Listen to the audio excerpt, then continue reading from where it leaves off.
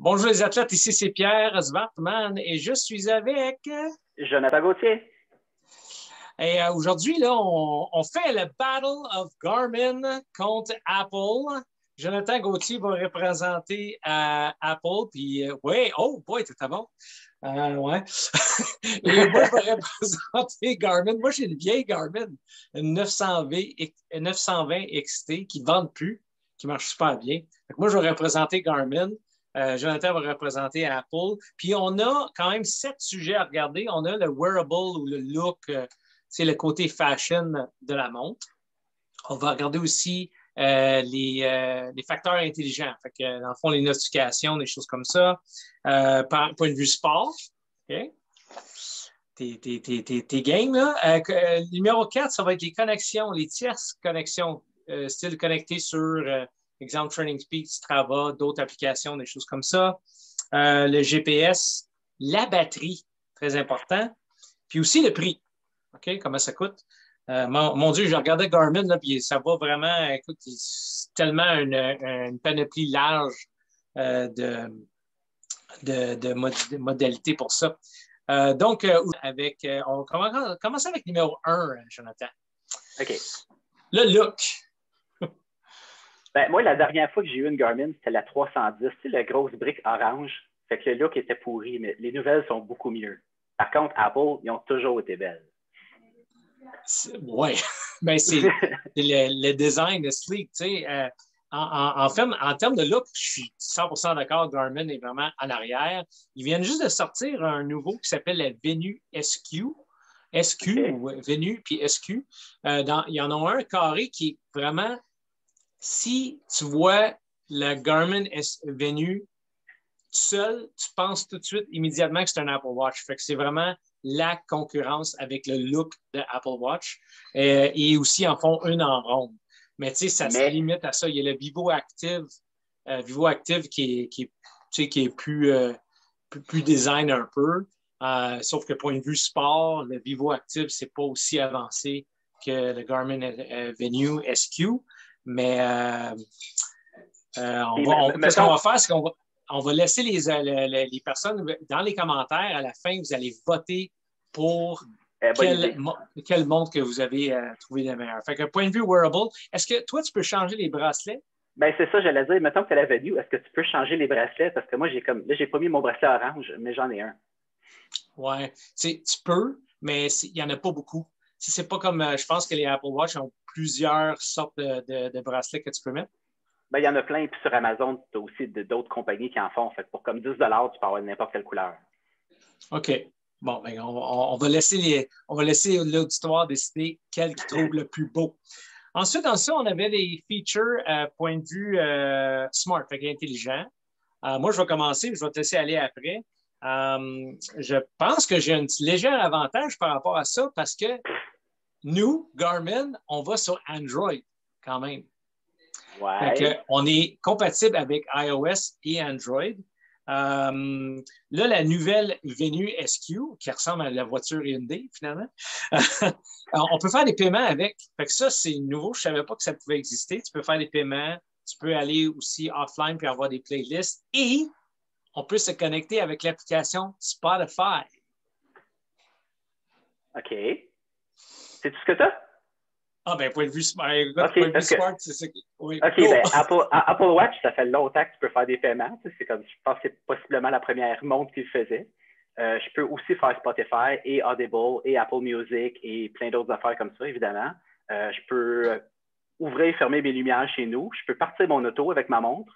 Je peux demander à Siri de me mettre un meeting ou de me rappeler de faire quelque chose dans 1 heure. Fait que, donc, côté Sport Feature, je suis désolé, mais tu n'as aucune chance. C'est bon. Excellent. Là, on va de le côté que moi, je pense que je vais être le plus fort, c'est le côté sport. OK? Fait que je te laisse commencer. OK. Côté sport, j'avoue, l'Apple Watch est très basique. Fait que, si on parle il y a d'autres sports, mais si on parle, mettons, de triathlon, oui, depuis la Apple Watch 2, tu peux nager avec, elle est waterproof. Elle va compter les longueurs. Tu lui dis au début, c'est une piscine de 25-50 mètres. Elle fait tes longueurs. Elle va même te donner des laps à la fin. Je ne sais plus si c'est par 50 ou 100, mais tu as vraiment ton pace sur des distances aussi à la fin. Pour courir, tu vas avoir, c'est ça, comme ton pace moyenne. ta distance. Je pense que tu peux double taper dessus pour prendre un lap, mais tu peux pas comme le prendre automatique. Puis tu as vélo aussi, mais c'est ça, c'est assez basic. Tu n'auras pas d'affaires plus poussées que ça. Mais tu as ce qu'il te faut pour savoir le temps que tu t'es entraîné, le pace que tu as fait. C'est la track GPS aussi. Là, il va enregistrer où est-ce que tu es allé. OK. C'est sûr que d'un point de vue sport, Garmin est connu depuis longtemps. Les GPS sont quand même assez précis. C'est tout par rapport au heart rate. Fait que toutes les nouvelles Garmin qui ont déjà le heart rate, qui sont déjà intégrés dans la montre, puis aussi sont connectés avec les ceintures qui sont beaucoup plus précis en passant. Les gens, si vous avez des montres avec heart rate, souvent la montre ne sera pas aussi précise qu'avec une ceinture. Fait que toute la connectivité avec les ceintures, c'est vraiment intéressant. Aussi, il y a le Garmin IQ puis le Garmin Connect. Le Garmin IQ, c'est intéressant parce que tu as plein d'applications qui peuvent changer la face de ta montre. Fait que là, tu peux faire un changement de face, tu peux mettre un logo, tu peux mettre une photo, une image. Tu peux mettre aussi également des applications pour ajouter des sports. Fait qu'il y a des montres, comme moi, ma montre, la 920 XT, elle avait le triathlon, course, vélo, natation, puis peut-être c'était écrit multisport, mais le multisport ne fonctionnait pas super bien. Là, il y a une application d'une tierce compagnie qui est arrivée, disait, ben là, on va mettre l'application triathlon et ma montre qui est vieille peut connecter avec ça. Même que je peux faire du ski de fond avec, des choses comme ça. Fait que là, c'était intéressant. C'est sûr que point de vue lap, point de vue vitesse, puissance, toutes les power meters que tu peux avoir, toutes les connectivités avec le vélo, la course à pied, les pods, puis tout ça. Ça, c'est excellent. Jouer au golf, c'est que si vous aimez jouer au golf, ben, les maps sont déjà là. Mais je pense que l'Apple Watch, tu peux jouer au golf avec. Probablement, je ne suis pas un joueur de golf, fait que c'est pas quelque chose que j'ai testé. Je sais pas. Et évidemment, le point de vue design, c'est sûr que la Venue est plus intéressante point de vue design, mais point de vue montre sport, les Phoenix Series, qui sont la nouvelle série qui est beaucoup plus rugged, là. Ça revient à il y a 3 grandeurs différentes. Fait que les personnes qui ont des petits poignets, souvent les femmes ont des poignets un petit peu plus minces, là, ben, tu peux s'adapter avec ça. Fait que, en tout cas, je pense qu'un point de vue sport, c'est très, très, très, très intéressant. Puis, ça, je fais depuis quelques années qu'ils sont vraiment dans le triathlon, ça va très bien leur faire. Point de vue, oui, ça c'était intéressant. C'est ça, c'est que je ne sais pas pour l'Apple Watch, mais est-ce que la fenêtre, quand on va à l'extérieur, est-ce qu'on voit bien le display? Oui, je vois vraiment, vraiment bien. OK. Le display, maintenant, il est tout le temps ouvert, comme à visibilité réduite, si on veut. Aussitôt que je bouge le poignet, il devient plus clair. Puis même dehors du soleil, je le vois très bien. C'est pas un problème. OK. Ça, c'est ce que Garmin disait qui était vraiment bien. C'est surtout pour l'extérieur. L'intérieur, la montre, il faut que tu mettes la lumière pour que tu le vois vraiment bien. Mais à l'extérieur, au soleil, on voit bien, il y a des anti-reflets sur les fenêtres. Ensuite de ça, le 4, les connexions à des tierces connexions. Fait que moi, je vais commencer. C'est sûr que qu'est-ce qui est intéressant avec le Garmin, c'est la connexion avec Training Peaks, Strava. En fait, ce n'est pas la montre qui connecte avec Training Peaks puis Strava, c'est vraiment le Garmin Connect. Fait que l'application Garmin Connect que toutes les Garmin viennent avec connecte avec Training Peaks et avec Strava, puis l'inverse, ça passe aussi. Ça, c'est vraiment un feature qui est très intéressant. Point de vue, puis par rapport il y a quand même d'autres applications qui sont intéressantes, mais les personnes qui nous écoutent s'intéressent surtout à Training Peaks, Strava, puis ça, la connexion est très, très facile. C'est automatique. Aussitôt qu'on finit un entraînement, ben, les résultats vont directement là. Et aussi, quand on veut un entraînement qui est fait par un entraîneur, ben là, ça peut rentrer dans votre montre, tout ça fait automatique. OK, pour Apple, j'avoue que c'est un petit peu plus difficile. Ça va mieux côté Strava. Depuis peut-être 1 an à peu près, ça se fait tout seul. Fait que j'arrive d'une course, j'ai une petite notification de Strava, ça me dit est-ce que tu veux importer ton entraînement. Il faut quand même que j'aille cliquer oui, import, mais ça le fait tout seul. Training Peaks ont aussi rajouté ça, que c'est supposé que quand tu finis un entraînement, ils le mettent seul. Ça ne marche pas tout le temps. Je ne sais pas pourquoi. Des fois, je finis un entraînement puis il est dans Training Peaks. Des fois, ça fait une semaine que je n'ai pas eu d'entraînement qui sont allés dans Training Peaks, puis d'un coup, ils apparaissent tous. Fait que ça, c'est pas encore tout à fait au point. Okay. Côté connexion third party, tu vois qu'Apple veulent vraiment garder les trucs pour eux, puis ils ne jouent pas très bien avec les autres.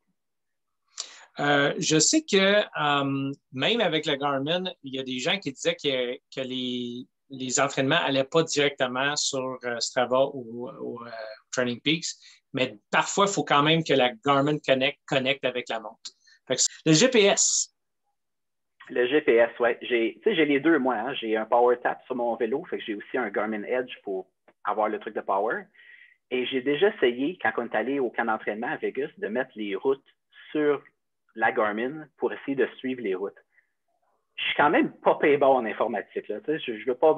Je suis bon en informatique, OK? On s'entend? J'ai jamais réussi à le faire marcher. J'ai réussi à mettre les routes, à les prendre dans Strava, les mettre sur le Garmin, puis tout. Puis là, je suis arrivé à Vegas pour partir les routes. Puis là, ça me disait genre, faut que tu pédales jusqu'au début de la track. C'est comme, ben non, t'es un GPS. Toi, t'es supposé te dire comment je fais pour pédaler jusqu'au début de la track. Là. Ça marche pas en tout. Apple, ben, je vais utiliser Google Maps ou Apple Maps, puis je vais dire, gars, je m'en vais là, puis chaque fois qu'il faut que je tourne, ben, il va vibrer, puis je vais regarder, puis il va me dire où tourner.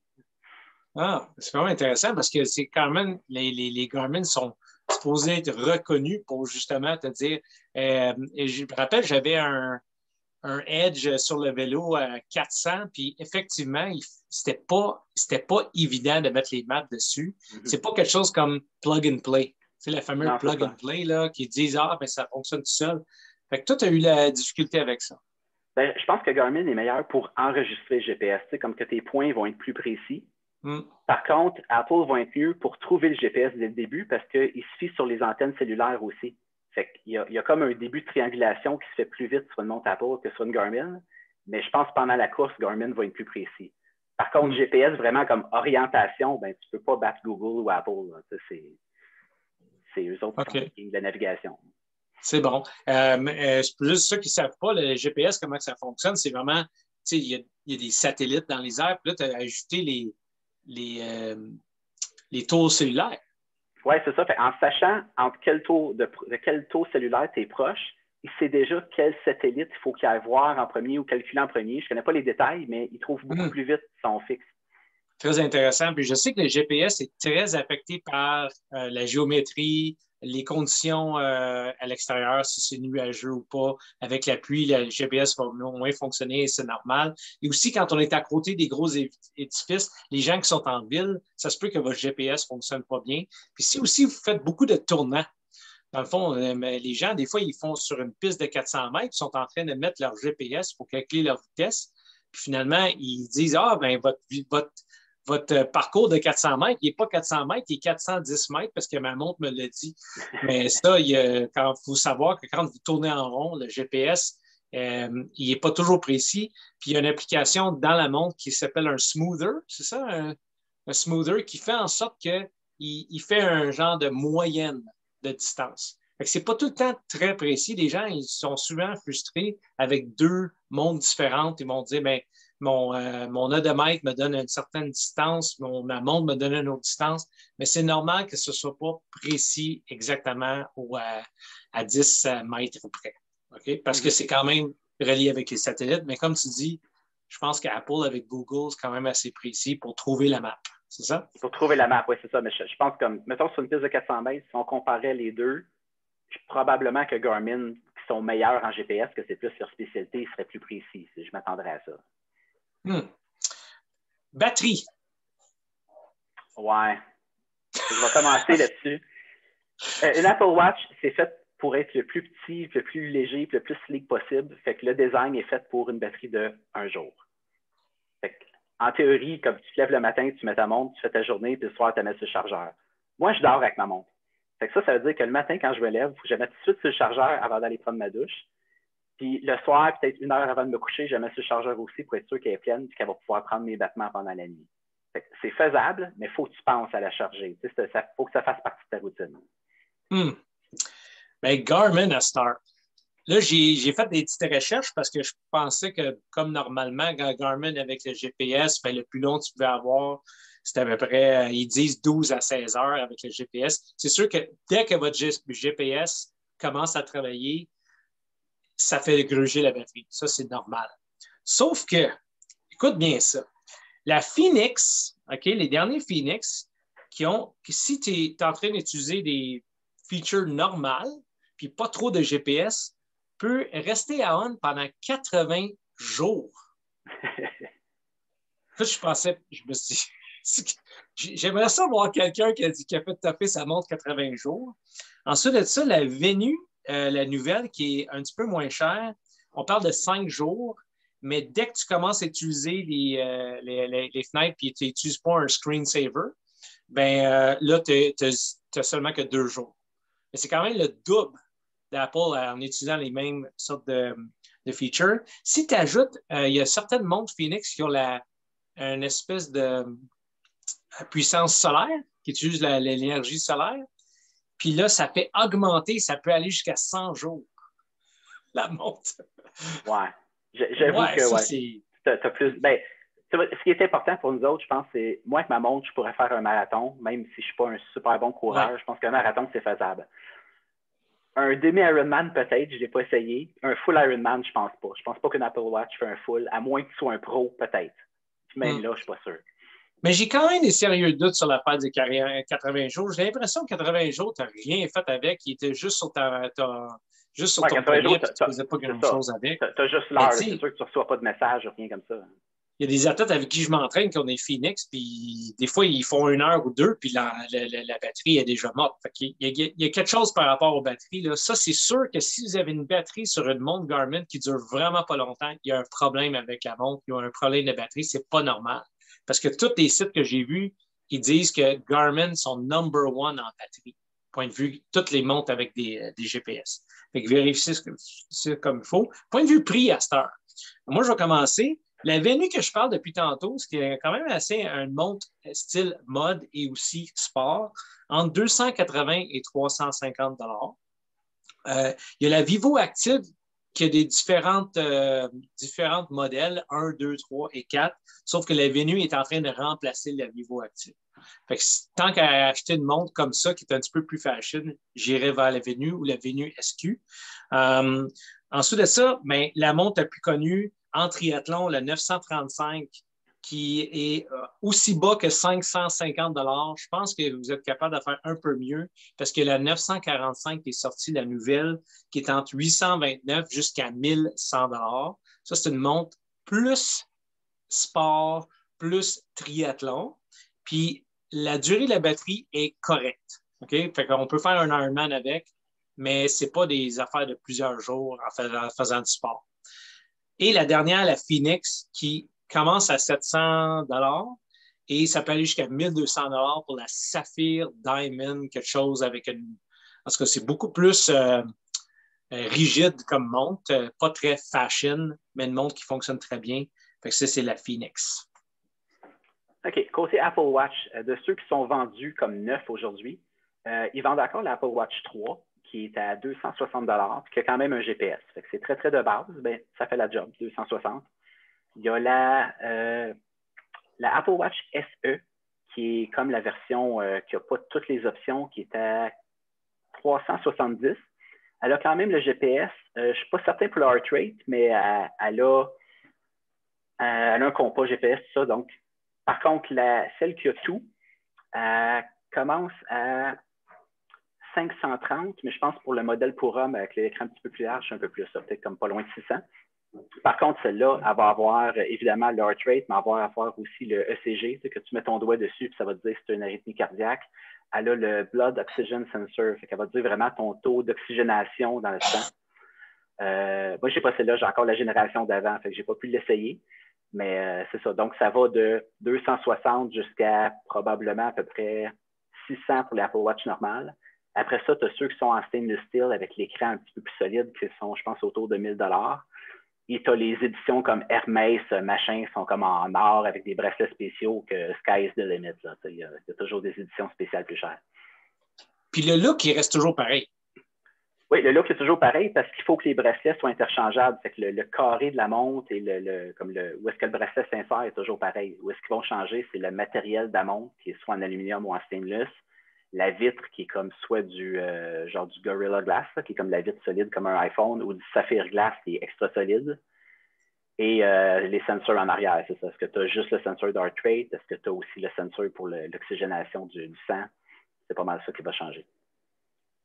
Bon, mais c'est excellent. Fait que j'espère que ça fait le tour pour tout le monde. Si vous avez le temps, mettez un commentaire en dessous dans la section commentaires pour nous dire quelle montre que vous désirez. Si vous décidez le gagnant, c'est Apple ou le gagnant, c'est Garmin. Puis on fera une petite annonce dans notre prochaine vidéo à savoir qui a gagné. Merci beaucoup, Jonathan. Merci à toi. C'est excellent. Ciao, ciao. Bye.